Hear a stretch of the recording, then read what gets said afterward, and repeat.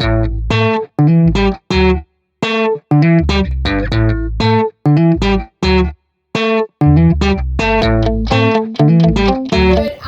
everybody, and welcome to my world with Nat. And thank you to the lovely Evie for being here today. I'm going to tell you the name story after.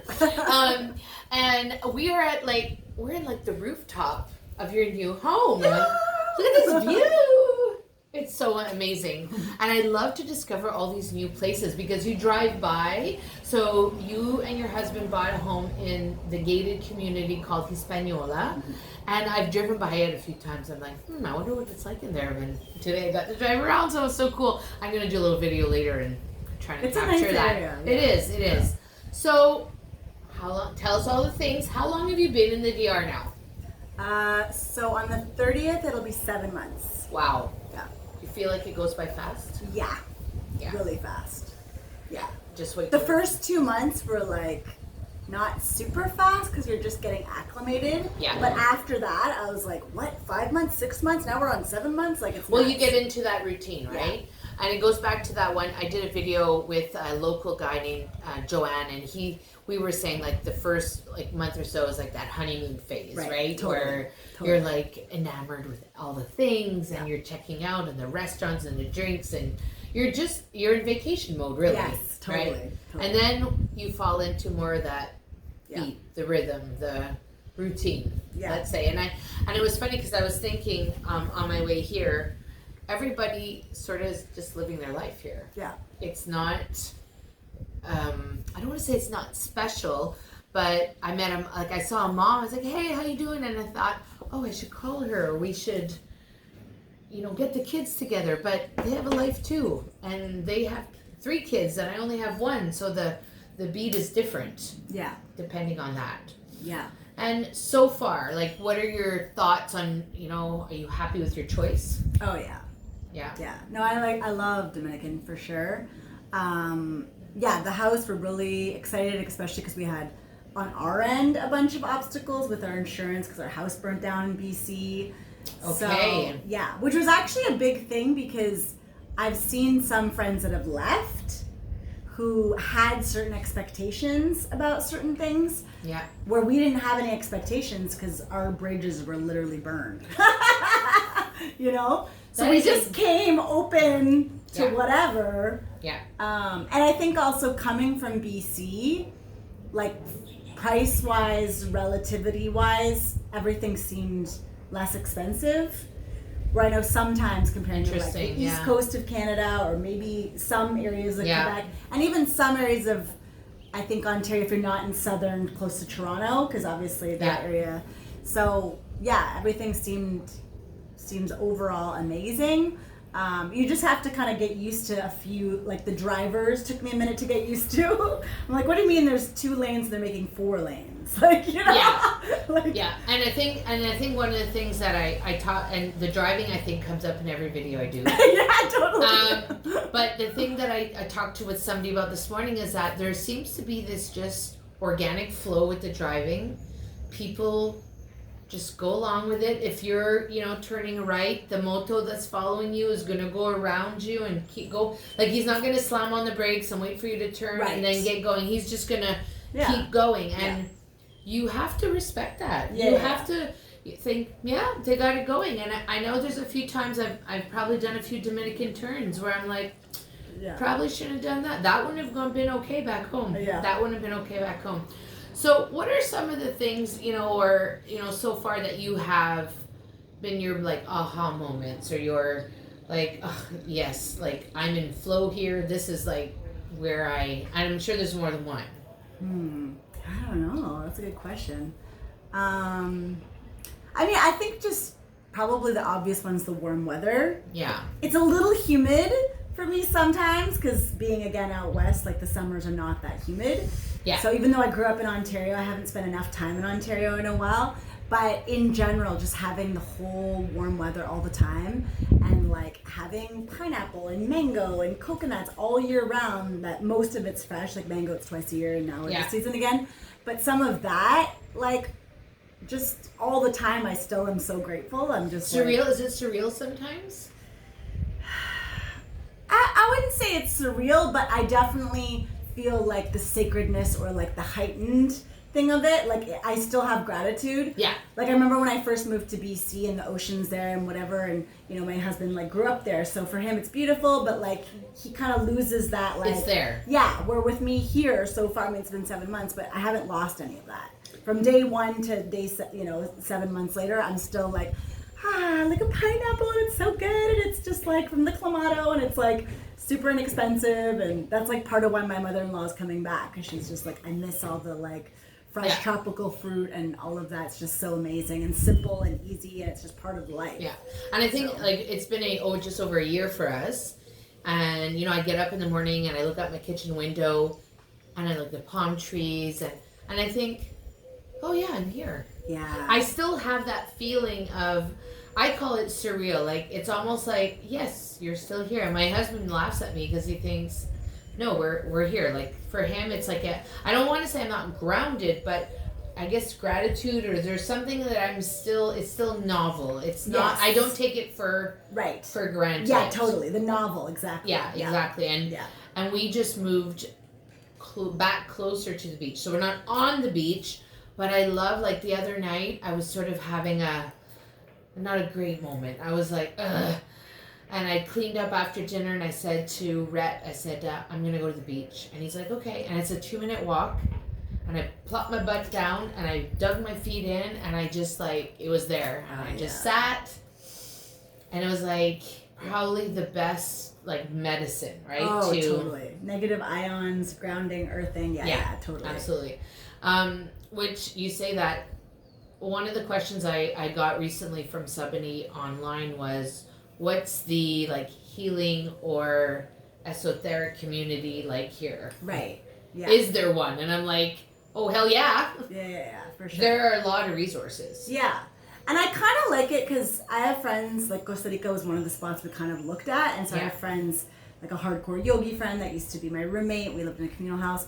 And it seems really, really tapped in Costa Rica in certain parts. Like there's a whole yoga mecca world. Where I like that here, it still seems to be kind of like growing, and we're part of the growth a little bit, it feels like.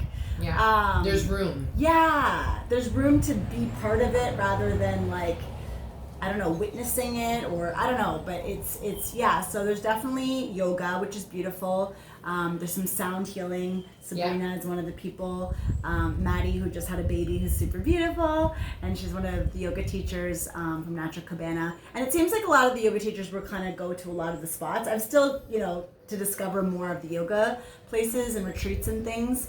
And then there's like new moon and full moon ceremonies and stuff like that. But it's definitely beautiful, and I like that it feels a little bit still untapped. Like I said, it's not so commercial yet. Yes, where Costa Rica sounds beautiful, but a little bit commercial. Well, I think I've heard, I know of people who've like done the retreats to Costa Rica, where I feel like I haven't heard of the retreats here so much. And I've actually had people reach out to me and ask if I knew any venues that they could organize some stuff. So that was nice to hear. And so do you have any favorite spots here that... In general or spiritual ones? Oh, either. Yeah. Well, I do love Sabrina's, she calls it the space within. Yeah. So it's kind of like this almost like hut. And she does sound healings on Sundays. She's actually stopped right now until I think July. We just went last Sunday, but Vanessa, and she really liked it, which was cool because it was her first time kind of experiencing it with the sound bowls, and it was really beautiful. Yeah. So I love that. I do love Natural Cabana for yoga. Right now I'm kind of more into just the yin yoga. I used to do a lot of flow and a lot of power classes, and my body's just, it's not that it doesn't want to go so hard, it's just I'm feeling more yin right now. Yeah. So I'm loving that, and it's so amazing. And I do have maybe aha moments there, because it's like you're doing yoga and it's literally like, I don't know how many feet from the ocean. Like you're doing your thing and breathing, and there's the ocean. Yeah. And I've never really had that. Like even in Vancouver, there's some beautiful spots. Yeah. But it's never like to that degree of just tropical. I don't know. It's just amazing. Like. So I would definitely say, and Natural Cabana with the Sunday artisan market, like it's beautiful, and it's always slightly different. I gotta put that on my calendar. Have you gone before? Of course, but I miss every Sunday. Yeah, I know. I think I've been once. Too, I think I've been once, and then I see it go by on social media, and I'm like, oh, I missed it. So I'm always reminded at yoga class because they're like, oh, it's this Sunday. I'm like, oh, okay, good. Yeah, exactly. It's tempting too because there's so many great things. Yeah. So you gotta put in your budget. Yes. So you mentioned something earlier. You feel like that it's more affordable to live here. Do you feel like that because of the West Coast pricing? I think so. Okay. I think so. Yeah. And like, because we did spend a year in Southern Ontario, and housing wise, it's like out of this world now. Like no one's doing that. Yeah. So I would say again, Southern Ontario, because I don't know as much the North, and in general, I know it's less of that price range. So I think that ways it is. It does always take a thing because you're kind of converting from, or at least I do, from Dominican to American. Yeah, we just stick to the American. Like in the beginning, we would do like the Canadian conversion, and about, I don't know, 6 months in, I'm like, oh, I give up on this because it's everything really, at some point, it is a US dollar. Right. That's what it boils down to. Yeah. I know that when we came down, we started, groceries were just like, oh, whatever. Like, we just put it in the basket. And then eventually the bills got a little high. And we're like, okay, and that's when you start hunting for the spots. Yeah, right? Totally. All the clamatos, the shops, or the days, because that Playa. The days, yes. Tuesdays and Wednesdays, yeah. So we've moved to Cabarete, so Playa's far. Oh, right, that's true. Yeah. You're closer to Janet's, We're closer to Janet's. Which I've never even really been inside. It's nice. Yeah. I feel like they have more gluten-free options. More gluten-free options. They also bring stuff from Price Mart. Oh, yeah. Cool. So okay. I was looking at, this is relevant to some of you, but maybe it'll serve you one day. I bake a lot, and chocolate chips are expensive here. Like a Hershey's bag is almost $5 for like one little bag. So they have the Price Mart, the big bag. Now, cool. Granted, it's $24, but it would probably be in the long run cheaper than buying. You do so many bakes. Yeah, for Adele's lunches and snacks and things like that, because store-bought snacks are pricey. Yeah, they are. Yeah, bars and stuff like that. Yeah. Yeah. So but you can get, and that's something important to know. You can pretty much get anything you need here, without changing your diet if that's what you want. But one of the things that I recommend to clients is you have to adapt to what's here. Yeah. So that even goes to your budget. So we buy the local beans and the brand, right? Mm-hmm. Not the what is it, the Green Giant.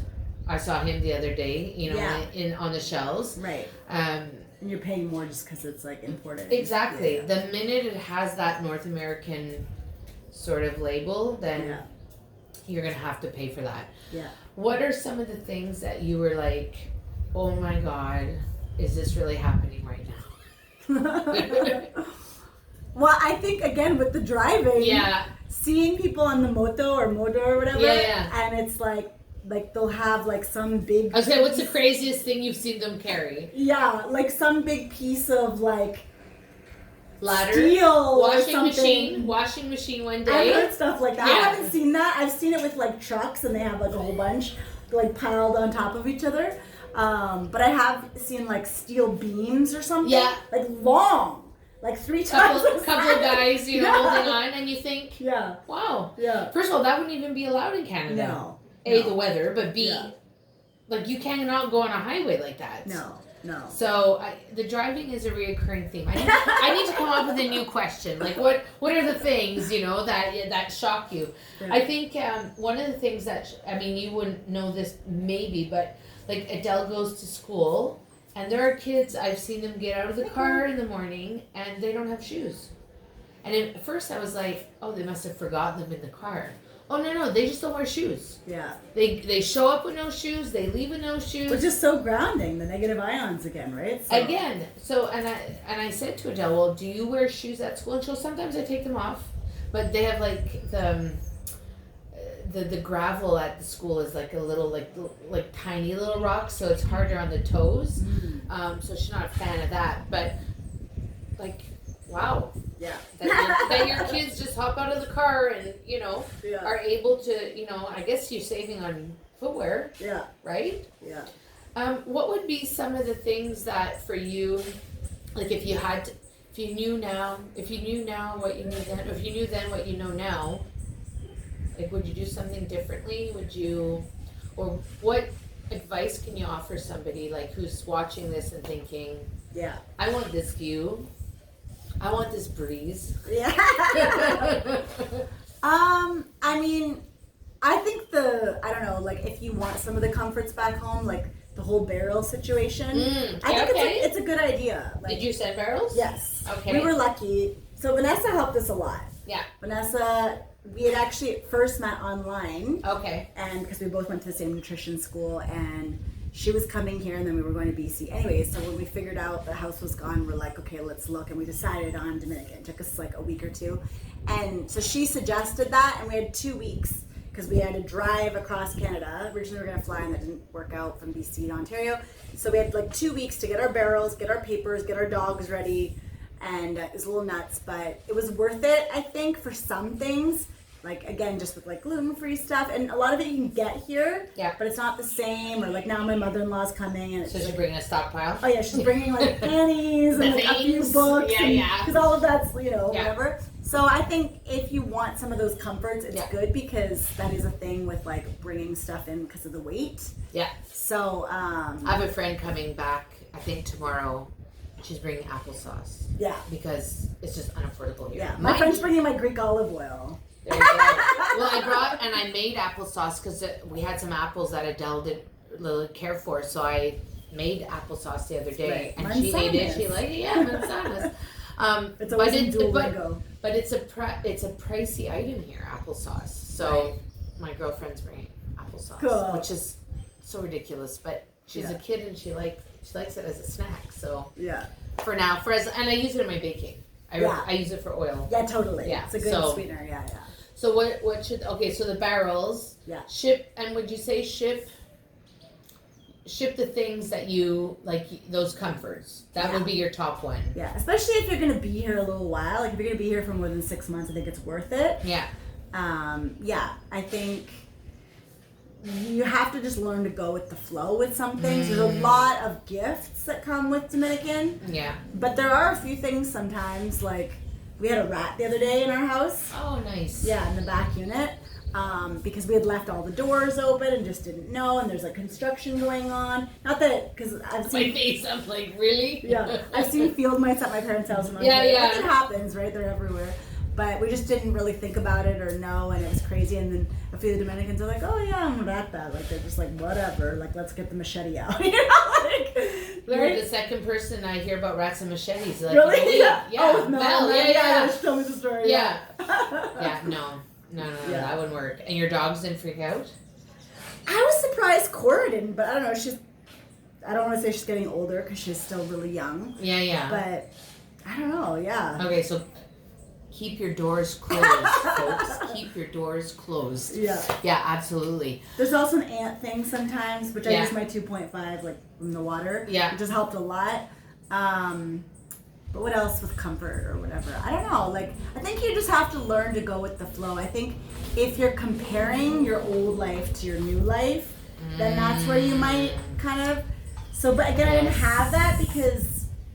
I was really ready to leave Canada for a year. Like, I was ready to leave. Like, Patrick got pulled over on the side of the road in Ontario with a cop asking for papers of where he was going, to prove he was going to work. And that was it for me. Like, I'm done with this. Enough, yeah. This is not the country I grew up in. Yeah. I have no connection to this country anymore. You know, like, I love some of the people in it. I have some good memories there. And I think being Greek, too, it's like, I always had this, like, difference, too. Like, because I spent a lot of summers in Greece. So I never felt, like, 1,000% Canadian. Okay. So I also wasn't like totally married in that way, like, oh, I miss my Canada. Like, it's not like that for me, you know? Yeah. But I do love some of the comforts, and, you know. Listen, we miss a lot of Canada, but we also, you know, don't necessarily agree with everything that's going on right now. Right. And so we're here. Yeah. And we're enjoying it. Yeah. And we're being. Totally. And we're living. And we're loving. Yeah.